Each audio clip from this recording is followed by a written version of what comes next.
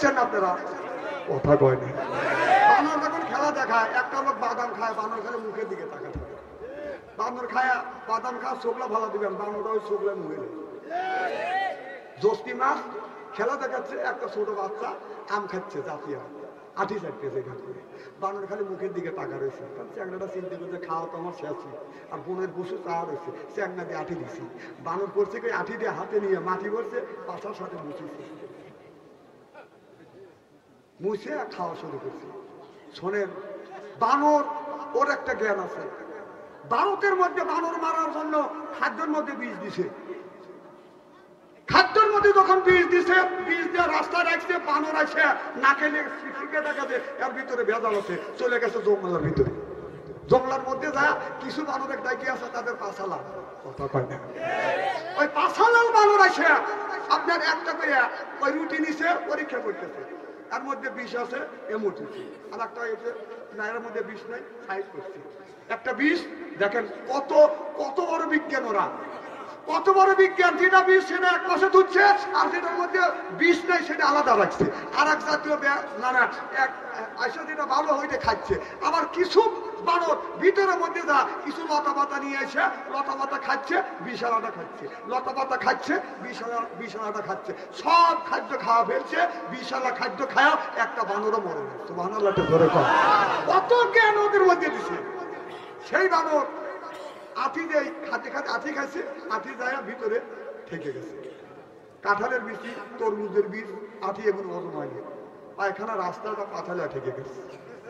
বানর বাসেই নিয়ে এখন খালি দেখতেছে। পশু ডাক্তার ডাকি নিয়েছে, হাত পা শক্ত করে বাইরে অপারেশন করে আঠি বাড়ি করছে। তাতে বানর 3 মাস অসুস্থ ছিল। 3 মাস পরে আপনাদের ফরিদপুর বাজারে এসে বানর খেলা দেখা গেছে। একটা লোক সাগর কলা কিনছে 100, বড় বড় কলা। আমার কথা বোঝেন কি না বোঝেন আল্লাহ ভালো। দাঁড়া রয়েছে, বানর খালি ওই কলার দিকে তাকাচ্ছে। কলা চিন্তা করছে মনের পশু, কলার দিকে তাকাচ্ছে, কলা খাবে। একটা কলা ছিঁড়ে বড় দিয়ে ছিঁড়ে বানরের কাছে দিচ্ছে। বানর কলা নিয়ে একবার মুখের কাছে না খাওয়া পিছনে, মুখের কাছে নেয় পিছনে।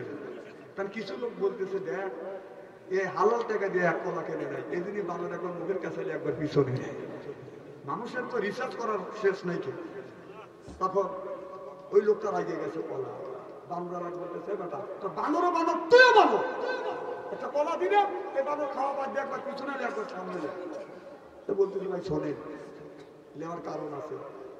3-4 মাস আগে আম খায় আঠি থেকে গেছিল, অপারেশন করে বের করছে। এখন আমার বানর যা খায় মাপ রেখে খাইয়ে মধ্যে খাবার বের হবে কিনে।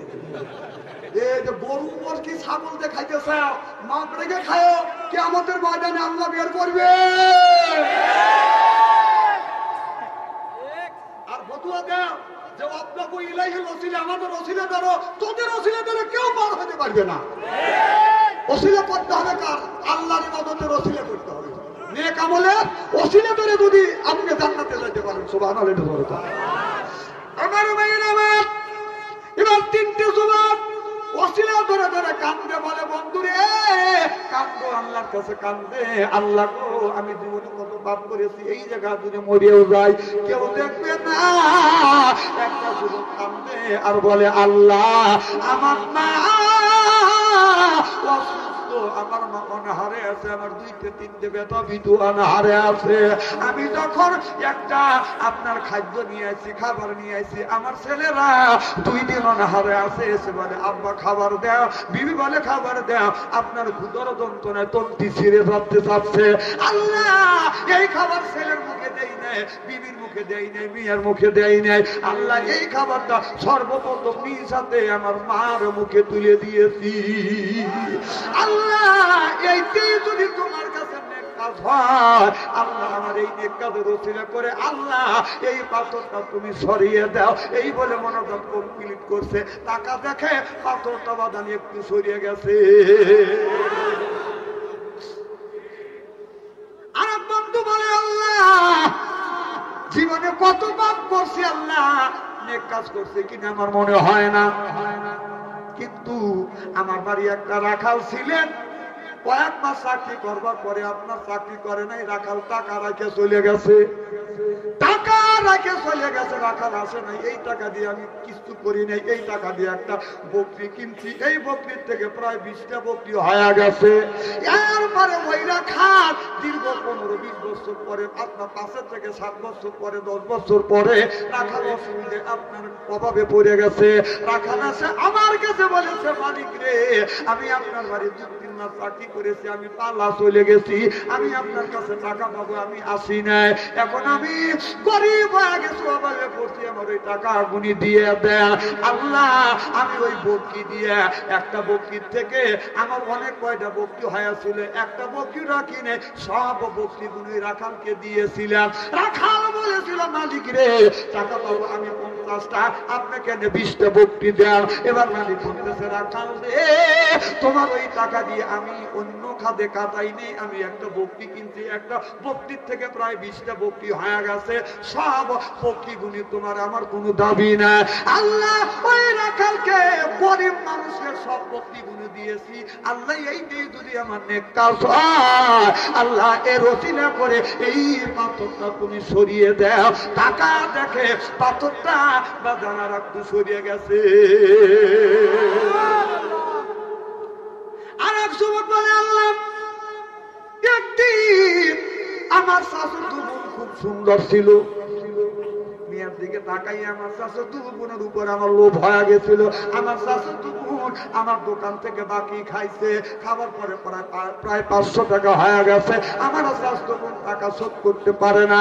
আমি একদিন শাশুড়ি বোনকে ধরলাম, টাকা দিবি না তোর ইজ্জত দিবি, তুই টাকা দিবি না ইজ্জত দিবি। আমার বোন বলেছে, টাকা দেওয়ার মতো কোনো সমর্থ নাই, কয় না হয় তুই ইজ্জত দিবি।